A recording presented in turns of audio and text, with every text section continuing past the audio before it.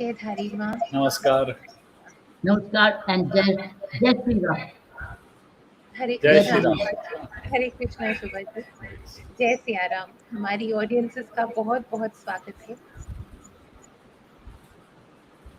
शुभा जी का बहुत स्वागत है। We look forward for our monthly session. Thank you. I'm grateful to be here.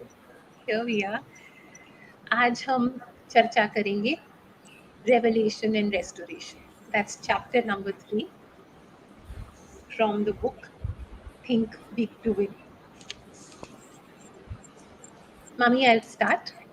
Yes, please go proceed with it. Thank you. Shubha ji,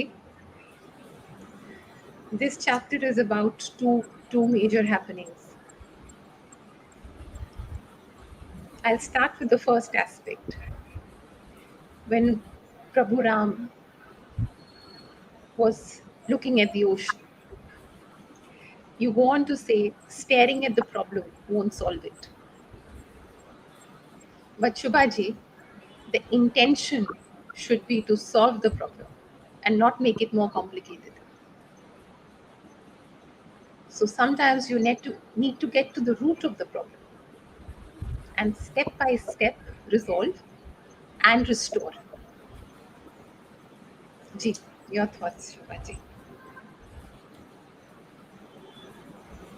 Problem solving can happen when you understand the problem. A lot of times, people, when they come across problems in life, they don't know what the problem is. So, how will they solve it? So, staring at the ocean is is compared to staring at a problem, and the ocean is huge. So sometimes problems that we face in life are huge. They seem to be like unsurmountable. They're like such a huge uh, plethora of problems, or rather, such a huge magnitude of the problem that we only end up staring at it.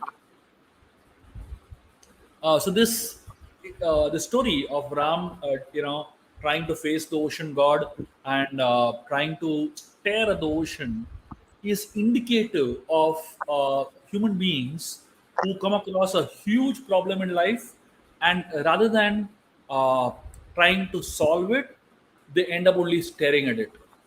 Which is, of course, the first step is to understand what the problem is, but then the second step is actually do something about it.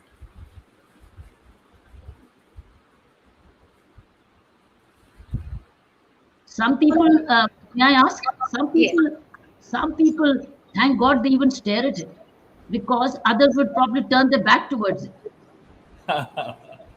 Yes, there are typically three responses when we come across problems in life. One is flight, run away from the problem. The second is fright. That means really get scared of the problem. Scared of facing it, turn pale. And third is fight, which means that we internally are not able to accept the problem, rather deal with the problem. We have so much of uh, internal turmoil going on. We can call it an internal fight going on, that we're not able to deal with the problem well. And the fourth way is to actually deal with it respectfully and deal with it diligently, basically. So most people end up running away, as you're saying, or getting scared of the problem, or fighting too much on an internal level. They're not able to actually logically face it, but a very few people have the ability to face problems with grace, problems with dignity, and solve them eventually. Yes. Shubhaji, please guide us and share us about doubt and faith here, because they can't face each other. How important is faith when you go on to solve your problem?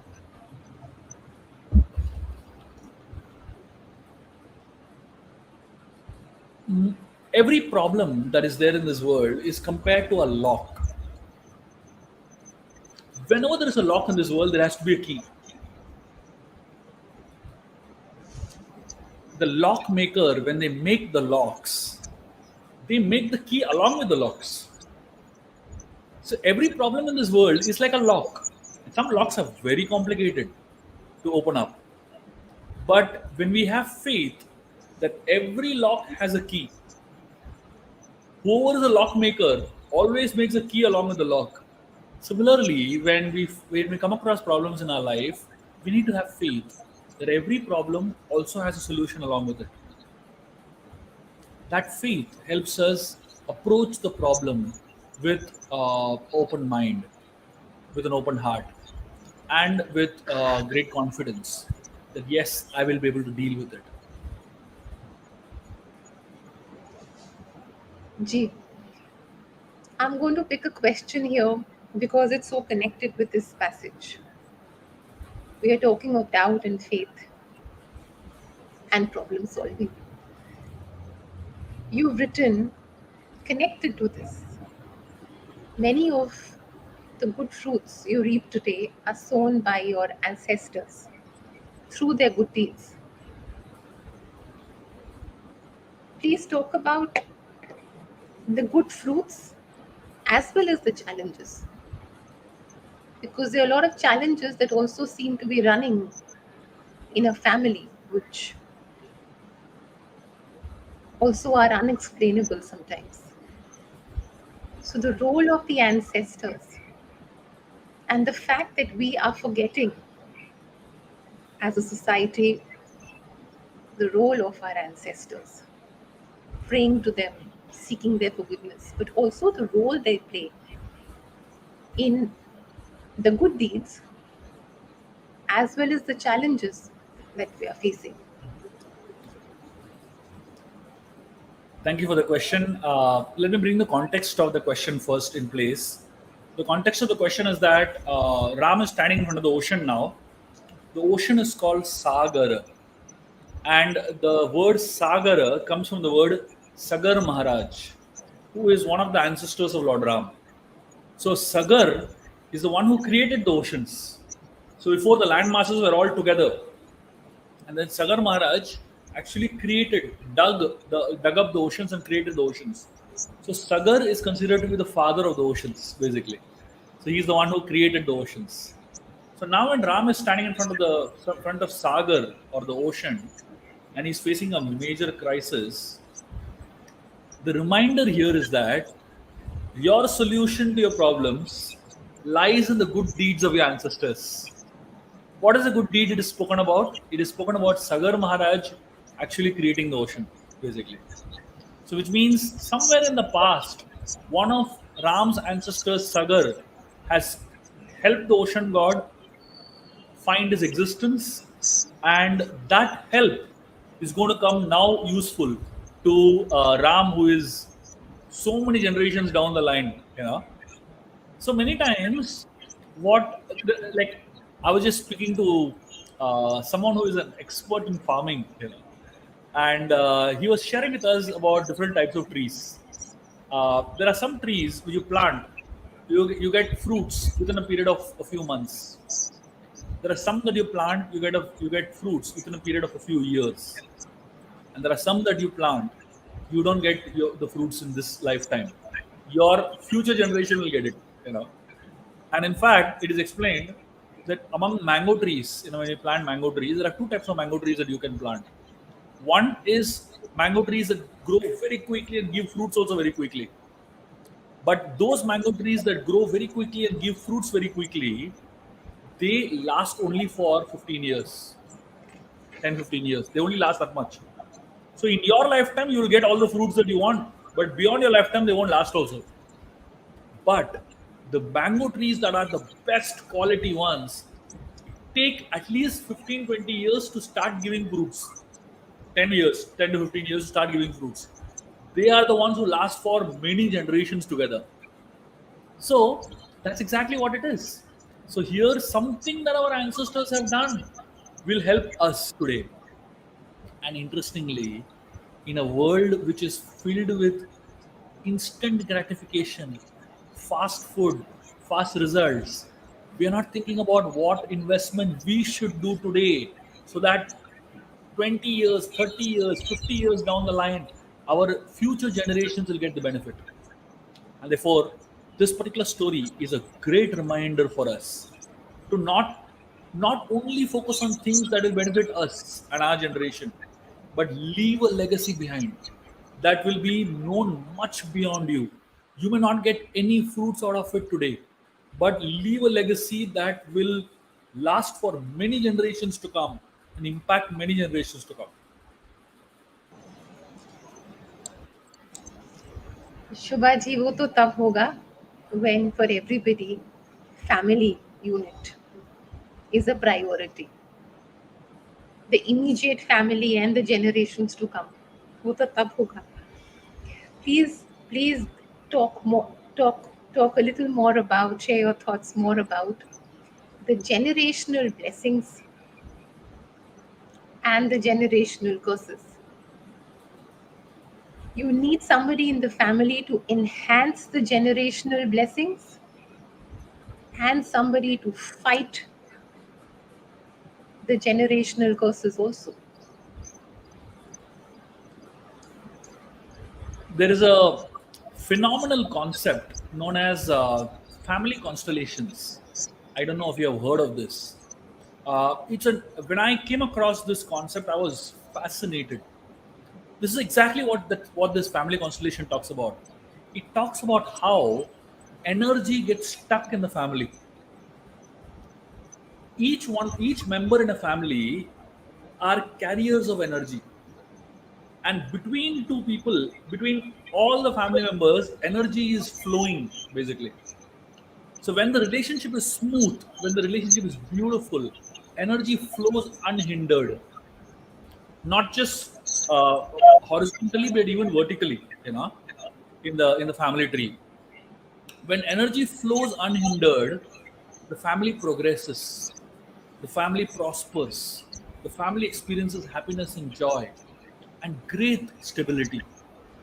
But when energy is stuck in the family, and a lot of times energy does get stuck, when energy is stuck and people do not do anything to unstuck that energy and to let that energy flow, it leads to a lot of problems down the line. uh, I often talk about this place in Kashi known as Kashi Lava Mukti Bhavan. It's a guest house in Kashi where Kashi is a place where people go to die. In India, there's a lot of planning that happens, right? We plan investments nicely, we plan finances nicely, we plan our health nicely, we plan everything nicely. We also plan our death nicely. So there's a place in Kashi where people go to die. It is explained if anybody dies in Kashi, Lord Shiva personally whispers Ram Nam in their ears. So people plan their death in Kashi. And there is a guest house in Kashi which allows people to check in for 14 days. And within 14 days, you have to die.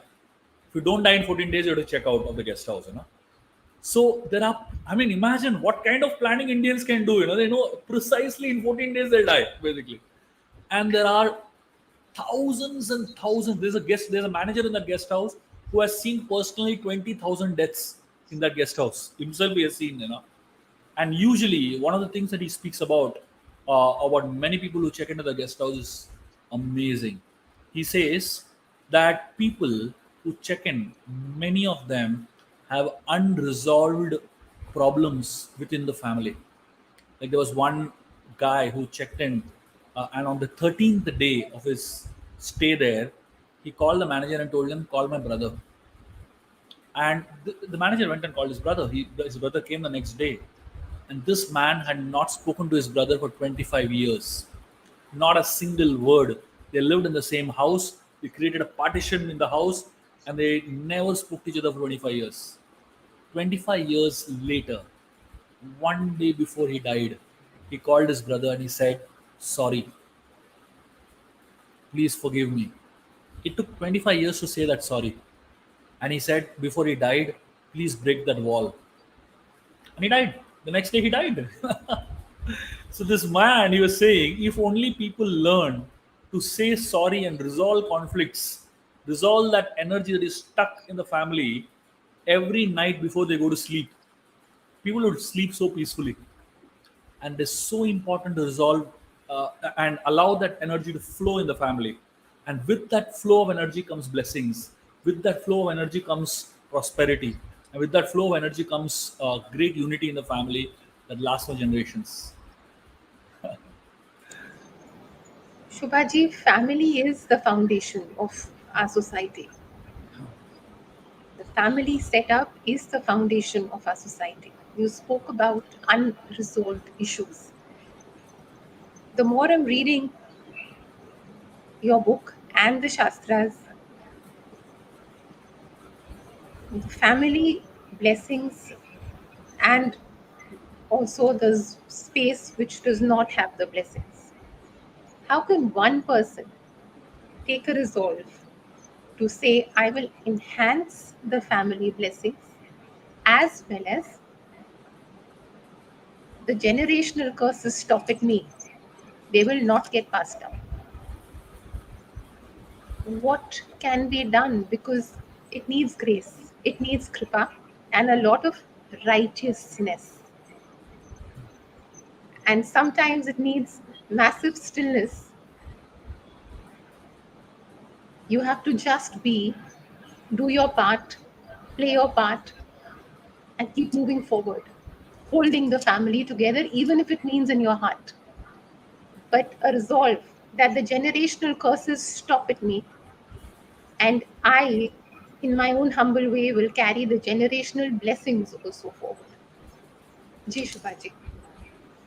The answer to your question is given by Lord Narsingdev in the Srimad Bhagavatam. When Prahlad prays to Lord Narsingdev and Narsingdev appears to kill Hiranyakashipu and protect Prahlad, at that point, Narsingdev himself tells Prahlad that 21 generations, because you have taken up the path of spirituality, Krishna consciousness so seriously, Narsingdev tells him 21 generations above and below you are liberated, are freed from all curses and receive all kind of blessings. It just takes one person in the family tree to take up a path of spirituality, a path of Krishna consciousness so intensely and so deeply. And that one person taking it up seriously liberates so many generations of family members. Imagine Nursing Dev is telling Prahlad 21 generations above and below. Anyone connected to you will perfect their lives.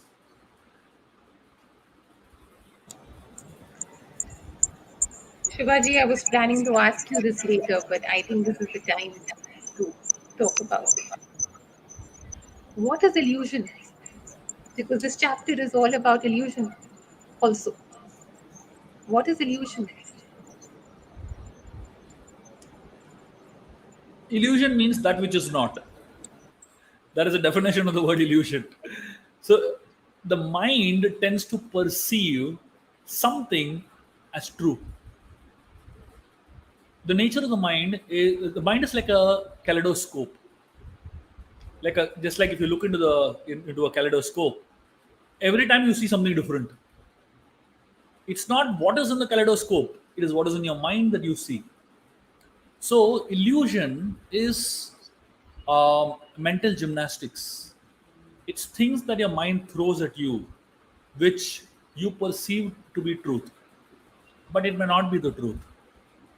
Maya, that is what illusion is technically called in Sanskrit. Maya, the word Maya means that which is not.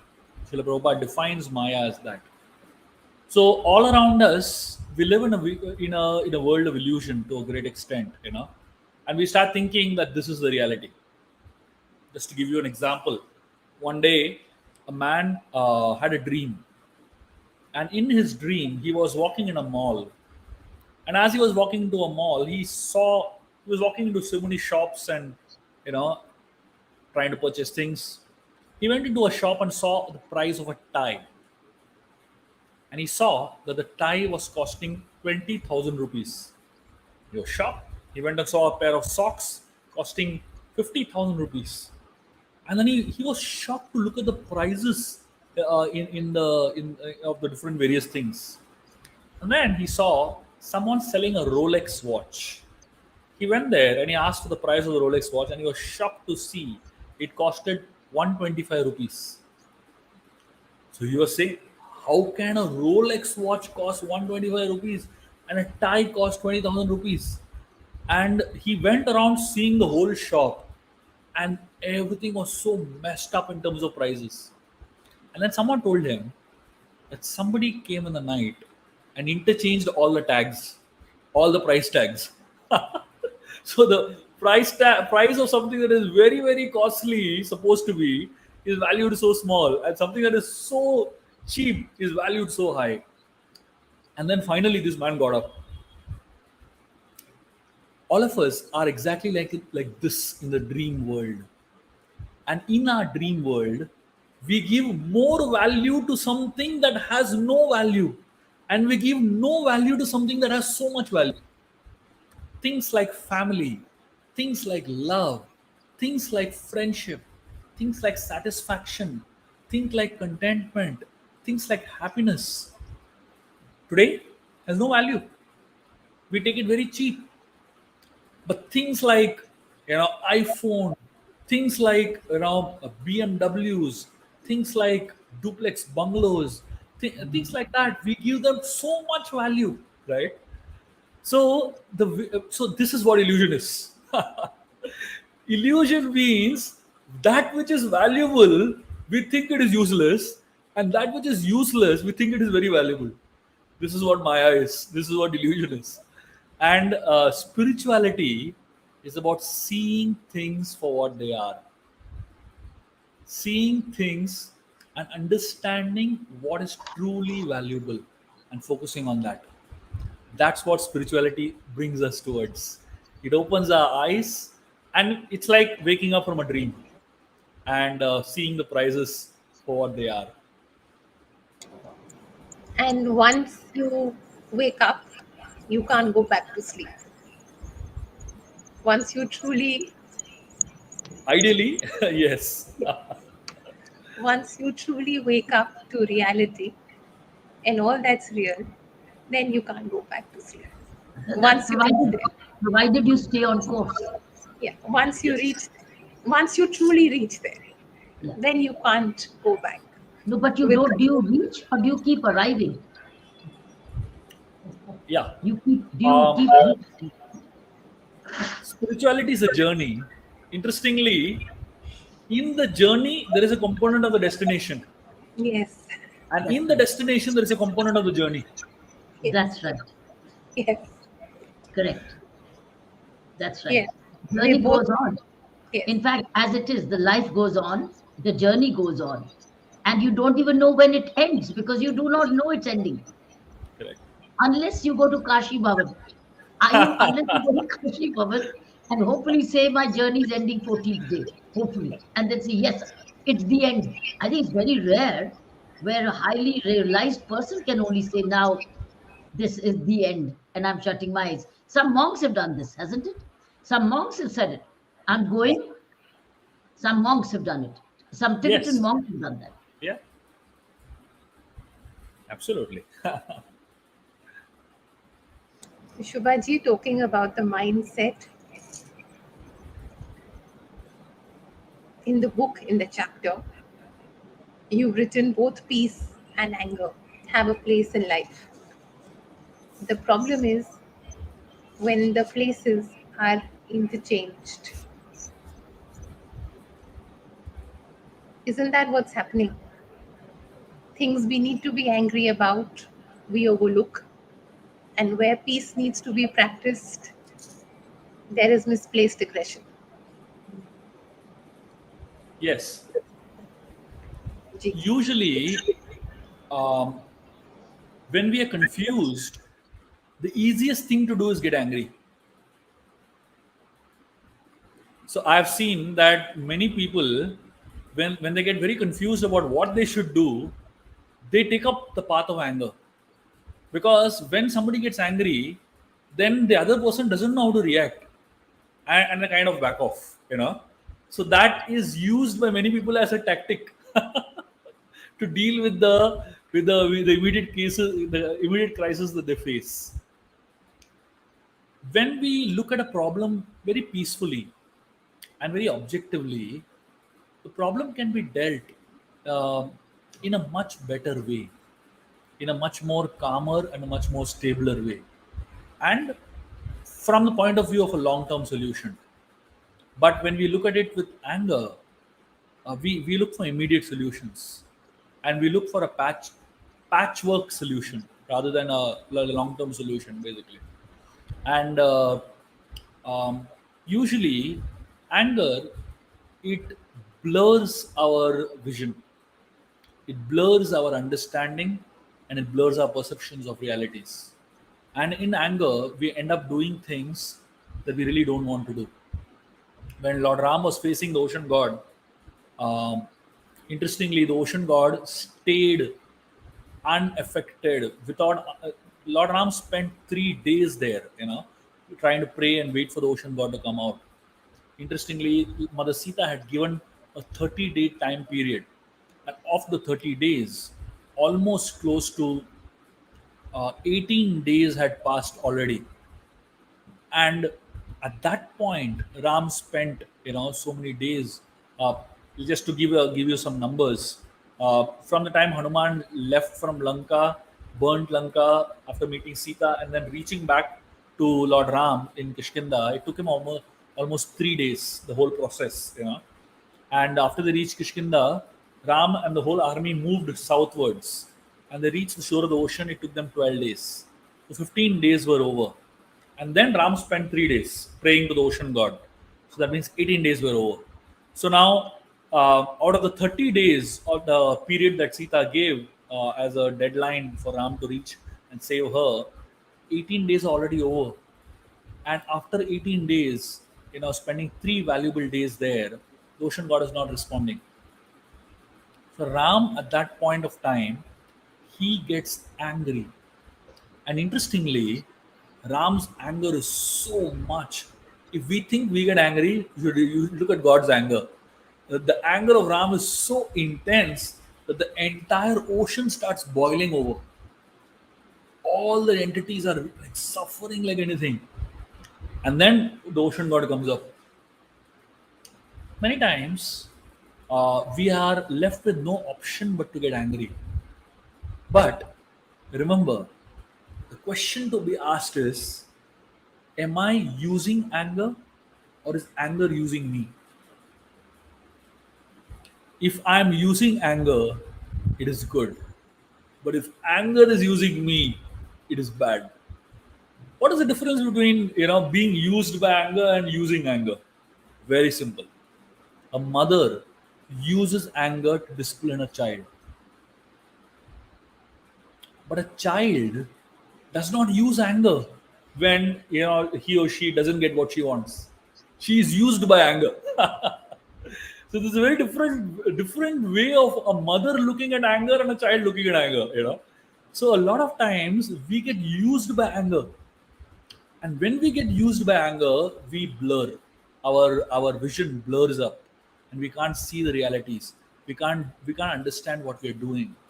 But when we use anger, we do it with a conscious understanding that this is important for the better, for the good of society, for the good of the person on whom I'm using it. It's a very conscious decision. Everything in this world has its place, including anger. You can't say anger is always bad, because anger is important. There is no emotion in this world that is bad, that is absolutely bad. Every emotion has its place in this world, and therefore anger is one of the 12 rasas according to the scriptures. Bharat Muni, in the Rasa Shastra, he has written this elaborate this commentary on how emotions are so important for human beings. And one of the rasas that is used, that is Bharat Muni speaks about, is Raudra. Raudra means anger, a rasa of anger. Even in love, anger is needed. Because anger can enhance love, isn't it? I mean, when a husband and wife, when two lovers, when one lover is so angry about something that the other person has done, and the other person is really trying his best to console the person, how much rasa is there in that? So if that anger is not there, how could that the sweetness of the relationship grow to another level? So it's not that anger is not needed. It's just that we should know how to use anger and not be used by anger.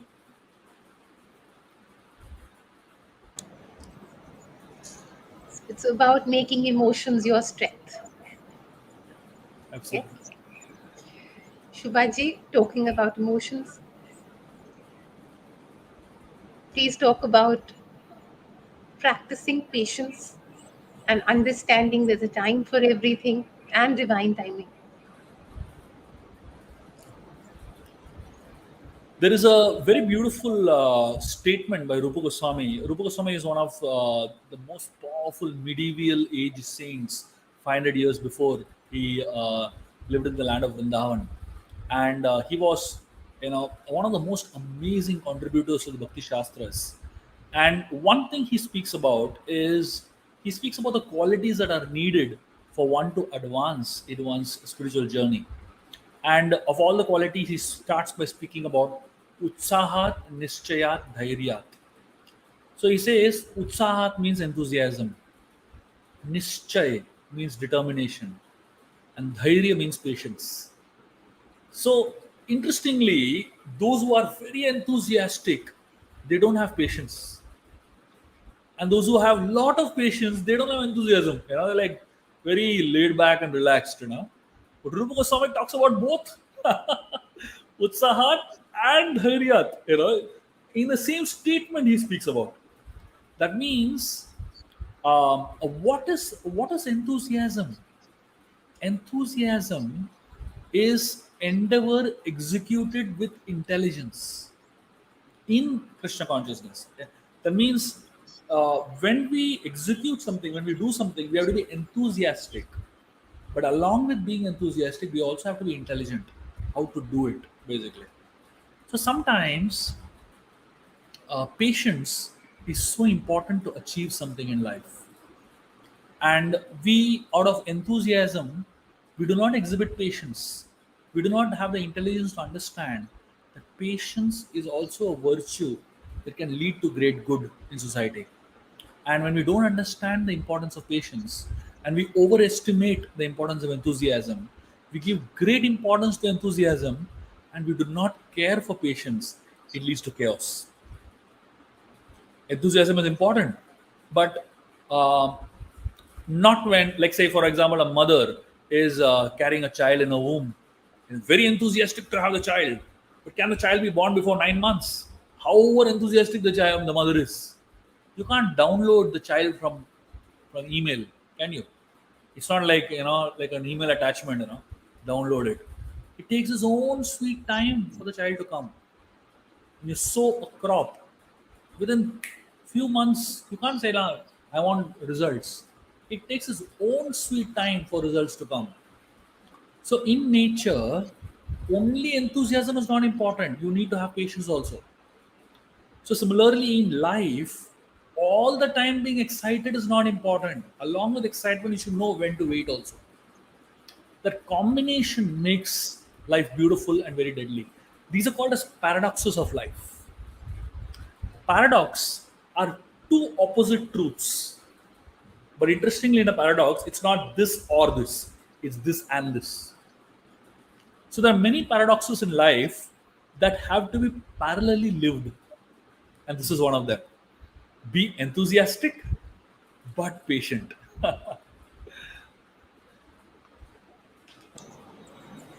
There's a time to reap, there's a time to sow, there's a time to sow, there's a time to reap. There's a time to nurture. Be patiently impatient. Yeah, Ram was patient for 3 days when he was waiting for the ocean god to come, and then after being patient for 3 days, then he became enthusiastic to deal with the problem. So he exhibited both. So he was patiently impatient. Patiently impatient. Perfect. Shubhaji, when Prabhu Ram was praying, the word you used was, and I stopped there for a while, was in intensity of his prayers. Intense prayers. How important is this word intensity? Intense. Without intensity, do you get the real glow?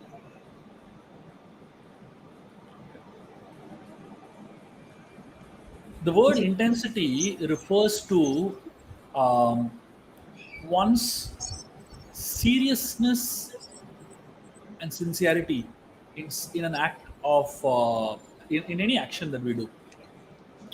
Usually, most people in society today, especially in the land of India, we do everything with something known as a chalta hai attitude.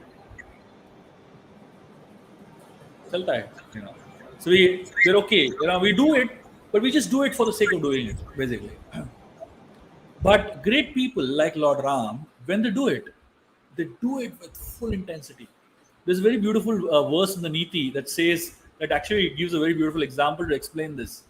It says that when a lion hunts, whether it is hunting an elephant or it is hunting a rabbit, it puts the same amount of intensity in the hunt. I mean, imagine a lion can with one hit can flatten an elephant, can kill an elephant. But when the lion hits a rabbit, the same amount of intensity the lion uses. So actually, if you start using intensity for doing anything in life, it becomes a habit. If you start doing anything with procrastination and with casual approach, it becomes a habit. Whatever you do, it becomes a habit. So therefore, what is suggested by great people is when you approach any situation in your life, approach it with great intensity, because in that great intensity lies your full presence. Inattention has no space when the intensity is very high.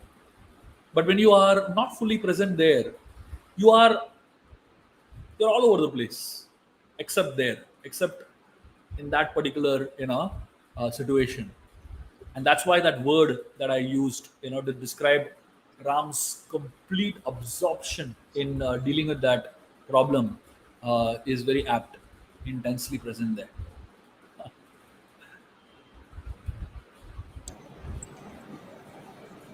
You've spoken about effort in the book because when Lord Hanumanji goes and again it's a Leela and gets Prabhu Ram and Lakshmana back from Patal Loka, it's effort. So, how important is this small word effort? And effort needs grace. Does real effort happen without grace? The real effort. The difference between Kriya and Karma. Does the real effort happen without grace? I'm going to explain this concept with a very beautiful example and an analogy that will really help you understand this very graphically. There are two ways of looking at life. One is known as karmavad, and one is known as daivavad.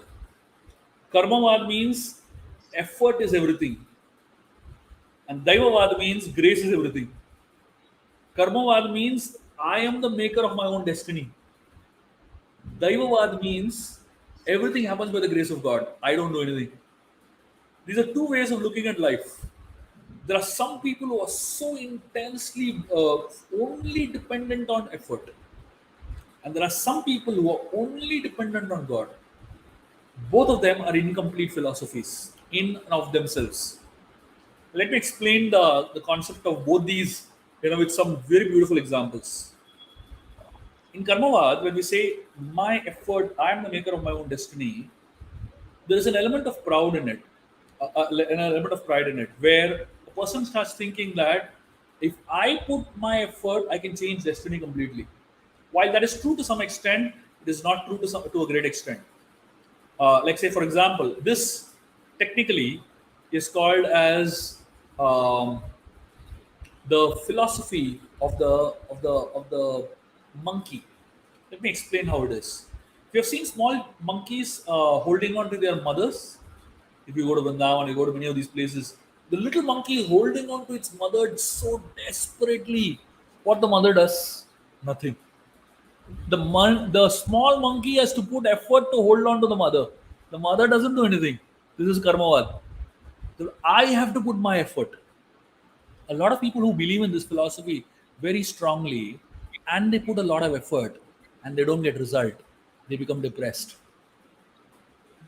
Sunil Gavaskar, fantastic career. He was asked what is the secret of his success. He said hard work. He made his son work hard. Where do you even know the name of his son? Most people don't, because the only secret cannot be work, cannot be just our own effort. There has to be something more always. So if only effort would lead to great results, then everybody would have been successful. The people who are doing very hard work in the fields and mines and so many of these places, they should have been the most successful people, because they are putting so much more effort than anybody else. So Karmavad is an incomplete philosophy in and of itself. The second philosophy is Daivavad. Daivavad means God does everything. I don't do anything. I'm totally dependent on God. This is known as the cat philosophy. You've seen a kitten. What does the kitten do to go from one place to another? The mother cat carries the kitten in its mouth. If you've seen the cats carry the kitten, what does the kitten do? Nothing. He just hang around there. Mother is doing everything, right? The monkey's baby is doing all the effort, but the cat's baby is not doing any effort. This is Daivavad. Daivavad means I don't do anything, I depend on God. There was one guy who died, who was in a very, very bad situation of life in a flood. A village was flooding over. And one man came in a bullock cart and told this person, please come with me, I'll take you to safety. This guy said, no, no, no, I'm dependent on God. God will help me. So this fellow went. The water started rising. He went to the first floor of his building, and a man came in a boat. And he told him, come in my boat, I'll take you to safety. He said, no, no, no, God is there for me. The water started rising even more. He went to the terrace of his building. One guy came in a helicopter, dropped a rope. He said, come, I'll take you. He said, no, no, God is there, he'll help me. He died eventually. When he reached the heavens, he asked God, I trusted you so much. Why didn't you help me? God said, I came 3 times to help you, but you didn't take my help. What can I do for you? So a lot of people who say God only does everything, they're not ready to put any effort. They become very lazy. So you find a lot of people who don't want to put any efforts, and they say everything. Like typically, you go to any temple, just before exams, you'll find hundreds of students there. All lazy guys.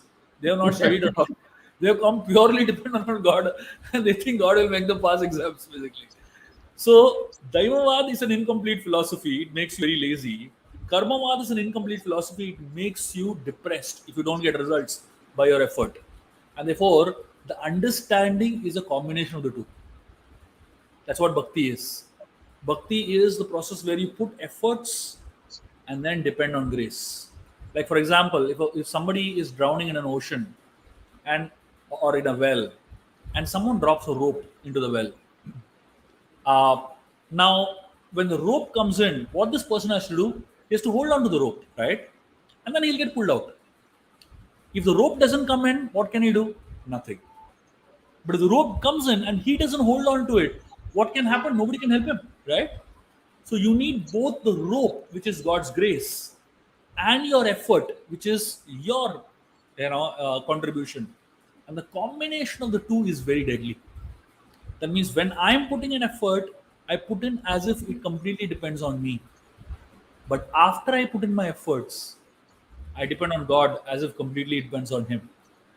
So while I'm putting my effort, I put 100% of my effort, and after I put in my effort, I 100% depend on God.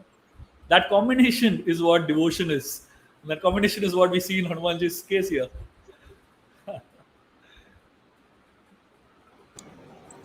True effort comes with grace. Yeah, it's like a bank locker. If you see a bank locker, the bank locker always two keys, right? One is your effort. You put your key in. But if only your key is there and the bank manager doesn't put his key, it won't open. But if the bank manager puts his key and you don't put your key, it still won't open. Both the keys put together, then it opens. That's Kripa. Shubhaji, please talk about it because it's so divine. Please talk about the Leela of Lord Hanuman and the Panchmukhi avatar. It's so divine. Please talk about it. Yeah. There is a very beautiful story of I'll quickly, this is like the story itself can take 2 hours, but I'm going to quickly summarize the story in essence here, and we'll focus on the Panchamuki Hanuman part. The story is about a demon named Mahiravan who was called by Ravan to just before the war, Ram Ravan war. Ravan assigned Mahiravan to kidnap Ram and Lakshman. And Mahiravan, he was a trickster, he was an expert in illusions. And Vibhishan, he came to know about Mahiravan's presence, and he knew that Ram and Lakshman's lives are in danger. So he told Hanumanji that we need to do something to protect Ram and Lakshman. So they created a wall of all the Vanaras, and they kept Ram and Lakshman right in the middle of that wall. And Hanumanji, his tail extended around the wall, and he created like fort, which was impenetrable, and nobody could go inside that wall without Hanumanji's sanction and without Vibhishan's sanction. Ram and Lakshman were right in the center of that wall, and there was a lot of safety. So Mahiravan kept coming and tricking them using different guises. He would come as Dasharath Maharaj sometimes saying, I want to meet my son. And Hanumanji never let him go because he saw through all his tricks. But finally, Mahiravan came in the form of Vibhishan only. And Hanumanji felt that Vibhishan should go in. And Mahiravan went and kidnapped Ram Lakshman to Patal Loka. So when Ram Lakshmana kidnapped Patal Loka, Hanumanji chased behind Mahiravan, reached Patal Loka, and after a lot of endeavors, Hanumanji came to know that Mahiravan is going to sacrifice Ram and Lakshman in a altar of goddess Kali. And Lord Hanumanji, he then finds out slowly through the sister of Mahiravan, he comes to know about the trick of how Mahiravan can be killed. Everyone, their life lies somewhere. Most of us, our lives lies within our own body, but the demons have a capacity to transfer the life somewhere else. Like even today we find many times when a wife dies, within a month or two the husband also dies. Why? Because his life is lying there. His life is not inside his heart, his life is with his wife literally. So here Mahiravan, he put his life in three places. One was in his own body, there was a part of his life. The second was in a diamond, there was a part of his life. And third was in a cave, there was a part of his life. So the idea was that all the three places simultaneously, there has to be action taken, only then Mahiravan can die. So he practically found a way to be immortal. So, but Hanumanji found out this through Mahiravan's sister, and he informed Ram and Lakshman. So, Hanumanji took the form of a small bee, and he roamed around and he found everything. And after he informed Ram and Lakshman, they decided to act together. So, Ram and Lakshman were brought for the sacrifice in front of goddess Kali. So, Mahiravan asked Ram, "Bend down, put your head over there. I want to cut your head." Ram acted very innocent. He said, "I don't know how to bend. I've never bent in front of anybody." So Mahiravan was very upset with Ram. And Ram told him, "You show me how to bend, and then I'll do what you do." So Mayuran actually, bent down and put his head over there, to demonstrate to Ram how to bend and put the head. And that very moment, Ram jumped, he took a sword and chopped off the head of Mahiravan. And exactly at the same time, Lakshman jumped from there to the place where the diamond was kept and smashed the diamond. And exactly at the same time, Hanumanji flew and went to a cave. And this cave had 5 sections actually. And all the 5 sections were one lamp kept lighted. The idea was Hanuman had to put all 5 lamps off.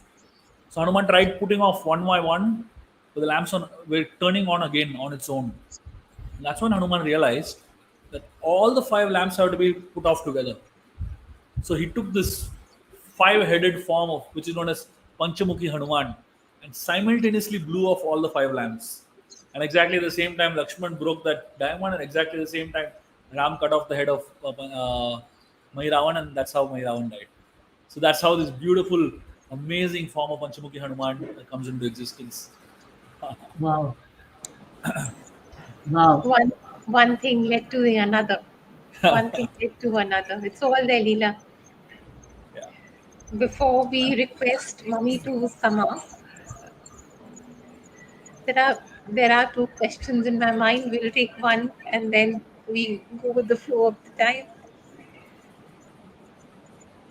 You speak a lot about energy,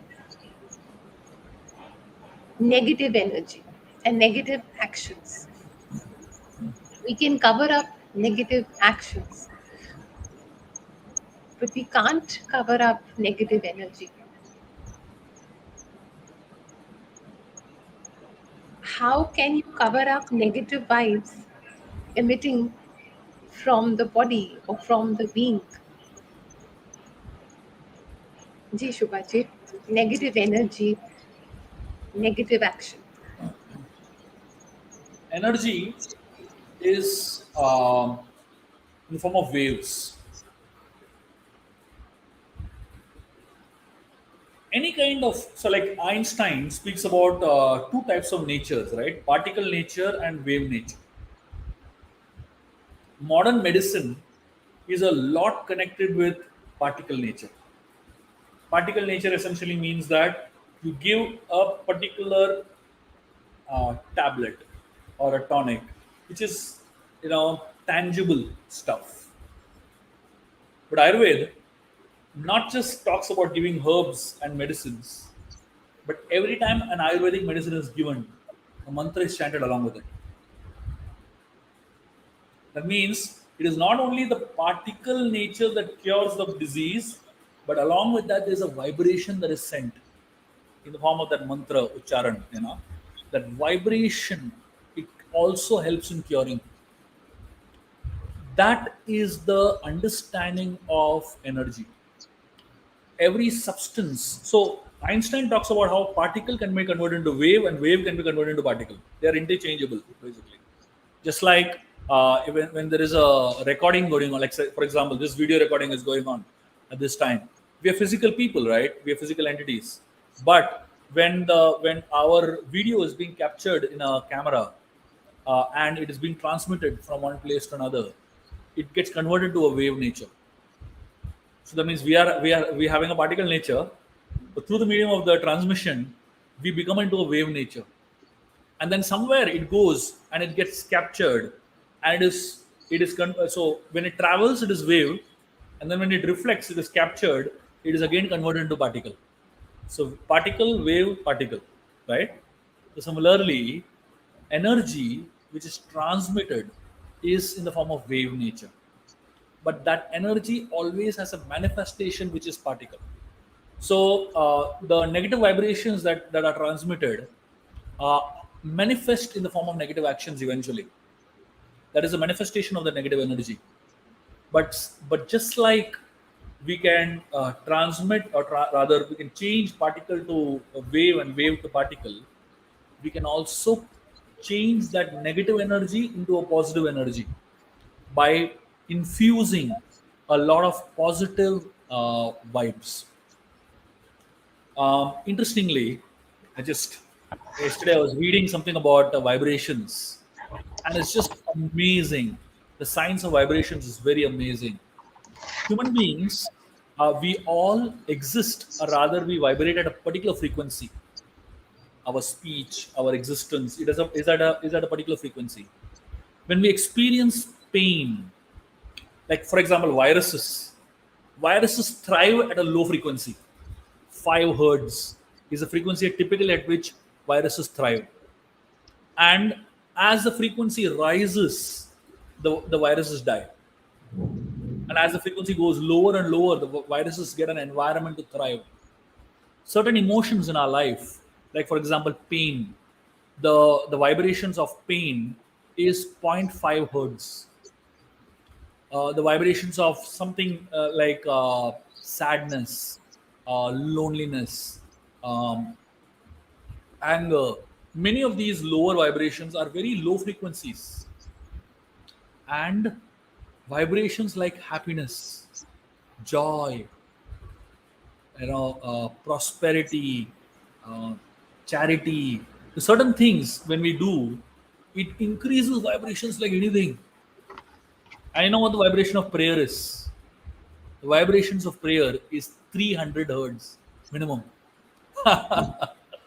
So simply by involving mantras and prayers into our life, we are vibrating at a high frequency where these negative energies can't affect us at all, where these viruses can't affect us at all.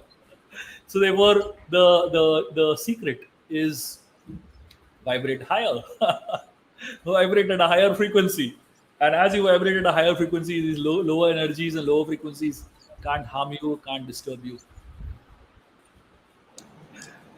So that's the real shield around us. Absolutely. That's our armor. Absolutely. That's In our fact, armor. in the Ramayan, we speak about we find a section where Vishwamitra was performing his yajna, and as Vishwamitra was performing his yajna, there were demons who were coming and throwing all kinds of dirty things into the yajna, and they were cursing, hurling bad words. And as they were hurling bad words, um, they were not able to come to the ground level because the sages were chanting mantras. The chanting of mantras was so powerful for the sages that these guys are not able to come to the ground level. They were trying to counter those mantras by shouting bad words, but they were not able to do it. And that shows the power of mantras, and that shows the power of positive vibrations much, much higher than the power of negative vibrations. It's also the power of truth and purity, Shubhaji. The power Absolutely. of truth and purity, yes. Mami, we request you to share your thoughts with us. I think it's been one of the finest satsang. Very, very knowledgeable satsang. Thank you, Shobhaji. Thank you. I'm so grateful that Saina's preparation, whatever reading she did out of your book, she's been able to get the maximum out of you. She's got the brought out the maximum out of you. I hope the team can make a nice uh, YouTube of this completely. I think it's going live, but others could hear those who missed this. For me, it's like a monthly Gyan of Ramayan, but the larger interpretation of Ramayan. The summing up, I would think, is as follows. You said the following, that problem solving can happen only when you understand the problem. You said go beyond staring the ocean. So rather than a fright, face it, which is the problems. So fight vis-a-vis a problem. Deal with it with grace. You said, wherein there is a lock, there is a key. Keep your faith. We are not thinking that what we are doing is a legacy. We're not thinking, you said, that we are, whatever we do, we may be leaving a legacy for our generations beyond. That means you're making us very conscious of the karma we do because it might get transferred over the generations. God knows which generation would get benefited as well as affected. You also talked about the concept of family constellation. When energy flows unhindered in the family, it prospers. That's what you said. You also said that we can resolve the energy which is stuck in the family by bhakti maybe. Takes you, but you also said takes one person in the family the task by devotion to liberate the family. You also said we are in a dream world where we give high value to illusions. Spirituality, you said, is seeing things as they are. You also said when we are confused, we tend to get angry and we're looking for patchwork solutions. Instead, we could look at it peacefully. Question to be asked is, am I using anger or is the anger using me? That's what you said. Enthusiasm, you said, is expressed with when expressed with intelligence and patience, reaps rewards. In life, excitement is important, but we need to know when to express it. When Saina asked you about intensity, you said intensity too can be a habit because it is total full presence. I love that. Intensity is full presence. And you very well said the Karmvad and the Devavad. There has to be a combination of the two.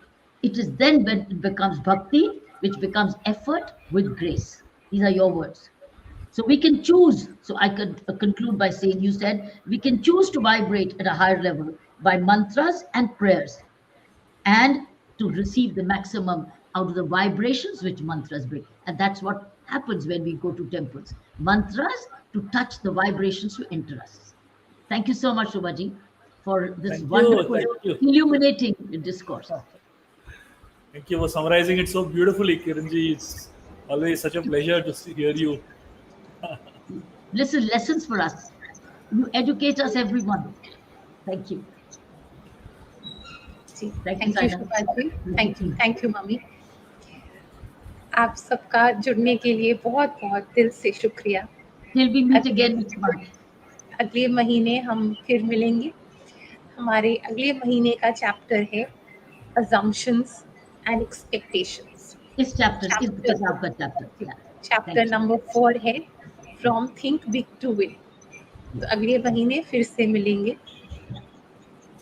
Thank you. Every act can be an act of prayer। उसी भाव से सब कुछ कीजिए। Every act can be an act of prayer। मिलेंगे आपको अगले महीने। Shubha ji, thank you. Hare Krishna Thank you. जी। जय धारी माँ। मिलेंगे अगले महीने। जय धारी। Bye bye.